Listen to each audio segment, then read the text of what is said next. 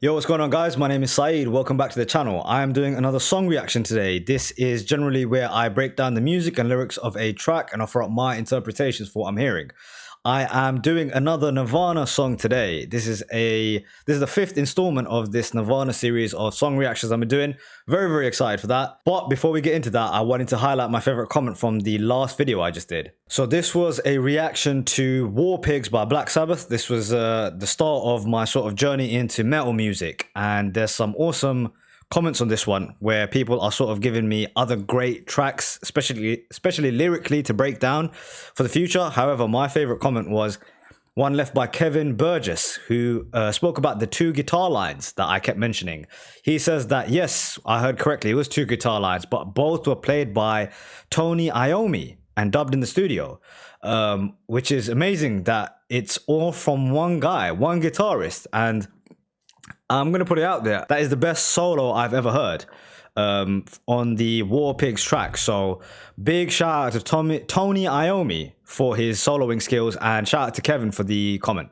Okay, so now into the actual song reaction. This is Blue by Nirvana off their first studio album called Bleach. In terms of the tracks that I've done reactions to, I've done a couple of tracks in Nevermind. I've then gone forward and listened to Senseless Apprentice off their album In Utero.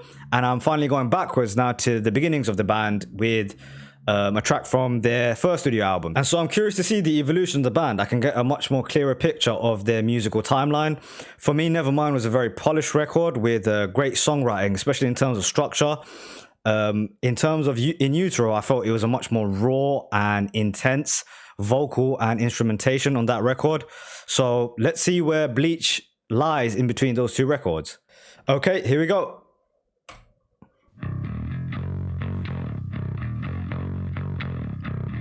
Ugh.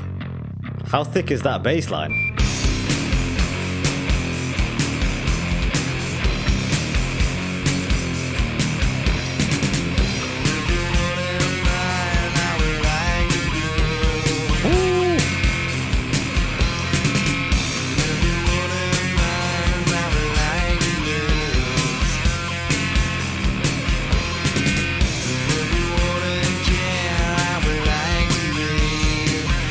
Okay, I usually give super initial takes. Wow, I've always found that Chris Novoselic sort of played a role in the band where he was a supporting character. You know, I feel like he almost sacrifices himself for the betterment of the band, because when you have musicians like Grohl who are such intense drumming, and you've got Kurt's guitar skills and his vocals, it's almost best that you sort of act as a aid to all of the music that's going on.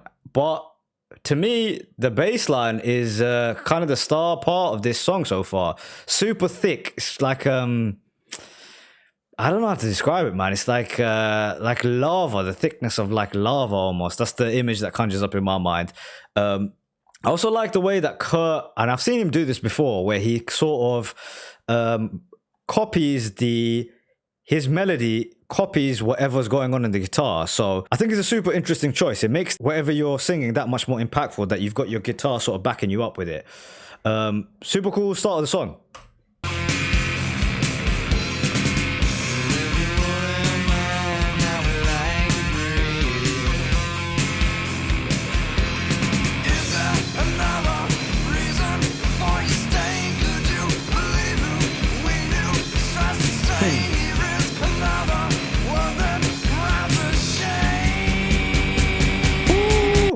I just got to stop for a second. As a man with a mechanical engineering degree, this speaks to me very heavily.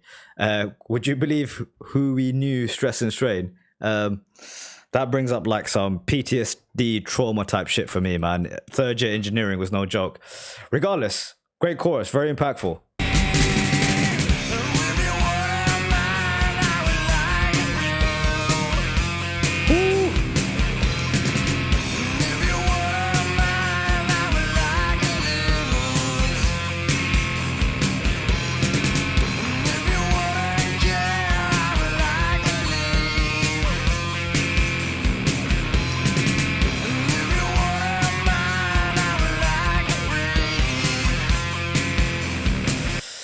Okay, interesting, man. I spoke on, I think it was In Bloom, about Kurt's ability to have his vocals really shine amongst such a powerful backing instrumentation. I said that I don't think there's many songwriters who would be able to find their pocket and still stand out amongst such crazy, heavy, intense instrumentation. But I guess for Kurt, this has always been a gift of his because this is super early on in his sort of recording history, and he's already showing signs that he can do that.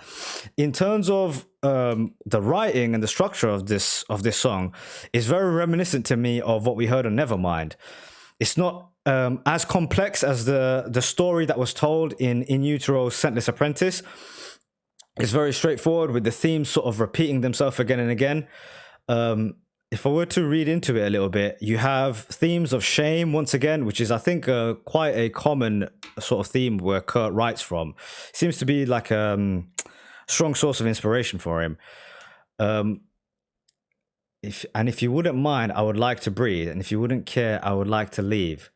And if you wouldn't mind, I would like to blue. I wonder what he means by that. And if you wouldn't mind, I would like to blue. It's hard to kind of decipher what he means by I would like to blue. I guess it's another way of saying he'd like to like fly away, get away from wherever he's coming from. Interesting. I just love the sound of this thing, man. Again, super strong melody with a great guitar riff.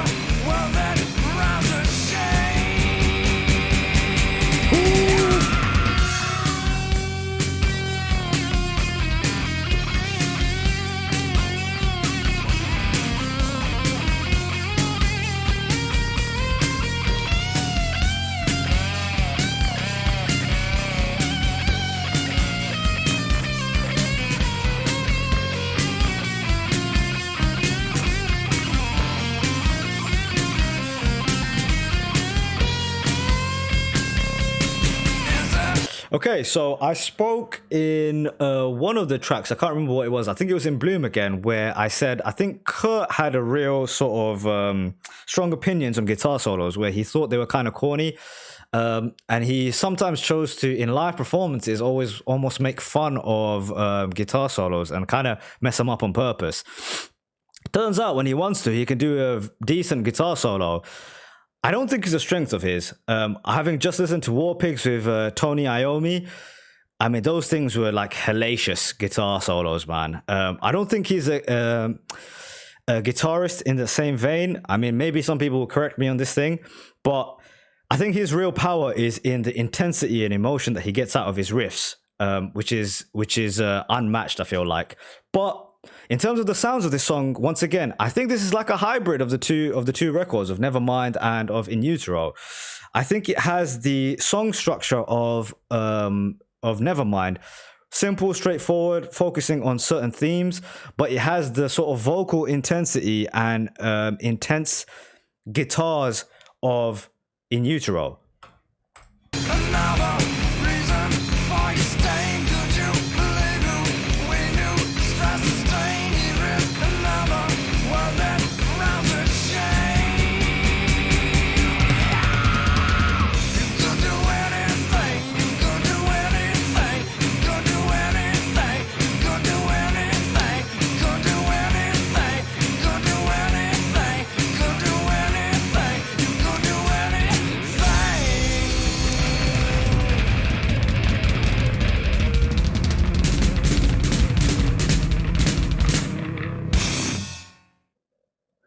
Whoa, cool song, man. Very cool song. I will say about the drumming as well. I feel like nothing wrong with this drummer here. I think his name was Chad. Maybe I have that wrong. But what Dave Grohl brought to Nirvana, maybe Chad, or whoever this drummer's name is a great drummer in his own right, and he fits would fit great in another band. Maybe he's more technically gifted, but whatever Grohl brought to Nirvana was like perfectly fitting to their sound. That incredible intensity that he could bring, the emotion, the passion he had in his drum playing fit far better. But he did a decent job. There were some interesting fills in there. Once again, I felt like the best part of this song was the melodies that Kurt brought with his guitar and his vocals pairing together. Super thick bass line. Very cool song in general. In terms of the sounds of this band, you can really see this is a very raw sort of state this band is in. This all ideas that I feel like they eventually go and fulfill in later albums, but the sort of minerals, if you want to call it, of the greatness of the band is all here to see. It's a thumbs up from me, man. Great record. Okay, here we are to the outro. Super quick. If you liked the video, give it a like, subscribe, maybe share it with a friend if you really liked it. It really does help this channel grow, and I mean, this community is like the essential part of this thing. Your guys' comments and your sort of feedback and sharing of these videos have really helped this thing start to get moving. So I really, really do appreciate that. Other than that, have a blessed day and peace out.